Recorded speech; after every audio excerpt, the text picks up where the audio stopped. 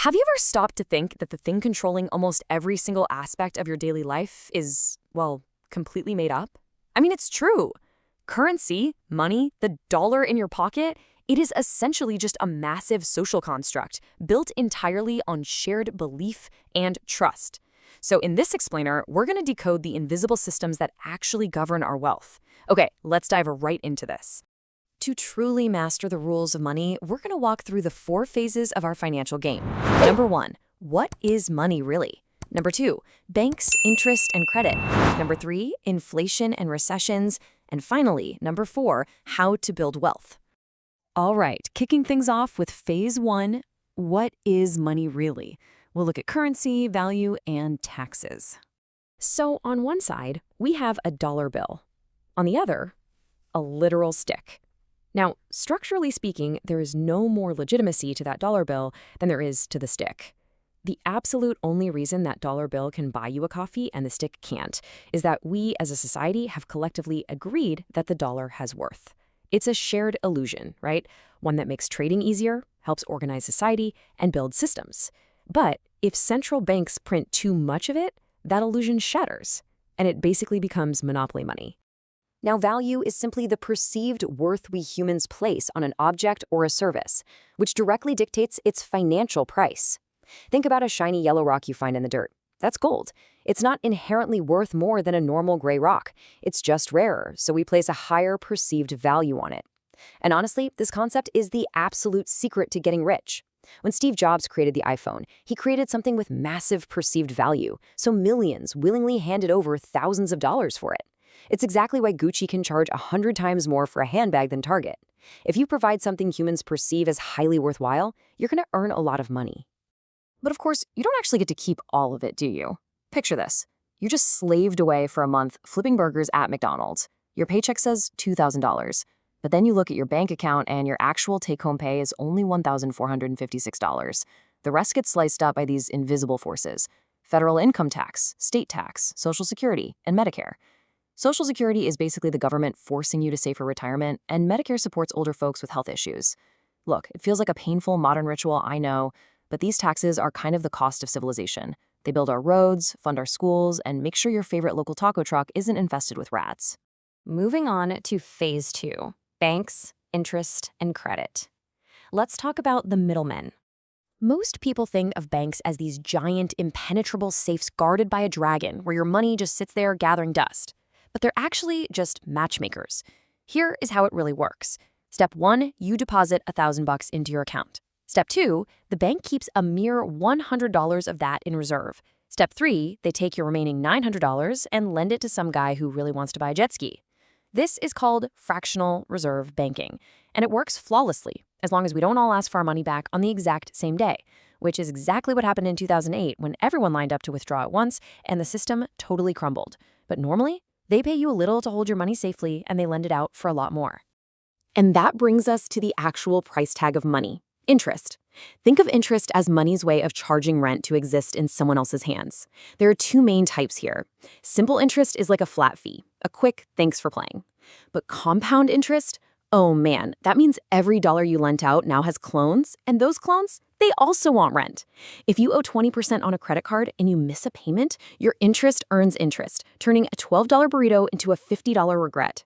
But on the flip side, if you're the one investing at 7% compound interest, it's literally a cheat code. Your money duplicates itself while you're fast asleep.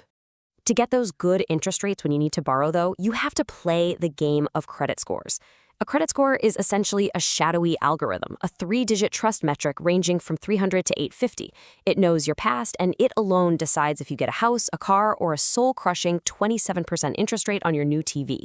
If your score is under 580, you are basically a walking red flag to lenders. But cross over that 750 mark, you are sparkling with adult credibility. So, the crucial point is understanding how to rig this game in your favor. Your score is calculated based on a very specific set of factors. Payment history, like do you actually pay on time? Credit utilization, how much credit are you currently using versus what's available to you? Plus your credit age, the mix of your accounts, and any new credit applications you've made recently. Honestly, think of your credit score like a pet dog. If you completely ignore it, it's going to poop all over your life. But if you feed it, take care of it, and make your required payments before they're late, someday it might just help you buy a house. Remember, this isn't about actually being wealthy, it's simply about looking good to the lenders. Which brings us to phase 3, inflation and recessions. The hazards of the game. Let me ask you this real quick. Why is your favorite bag of chips suddenly half empty and like 30% more expensive than it was last year? Well, you didn't get robbed, you just got hit by inflation. It doesn't happen overnight with a bunch of fireworks. It's a slow, quiet erosion of your money's value. Your $5 bill, it still technically says $5, but it buys way less gas and significantly fewer instant noodles than it did a decade ago. Inflation usually happens when there is just too much cash chasing too few goods. Imagine 2,000 people suddenly have cash and want to buy a new TV, but the local store only has 1,000 TVs in stock. What happens? The store owner just raises the price. It can also be caused by supply chain hiccups that make production more expensive, or even just public expectation. I mean, if we all think prices are going to rise, we spend our money faster today, which ironically drives prices up.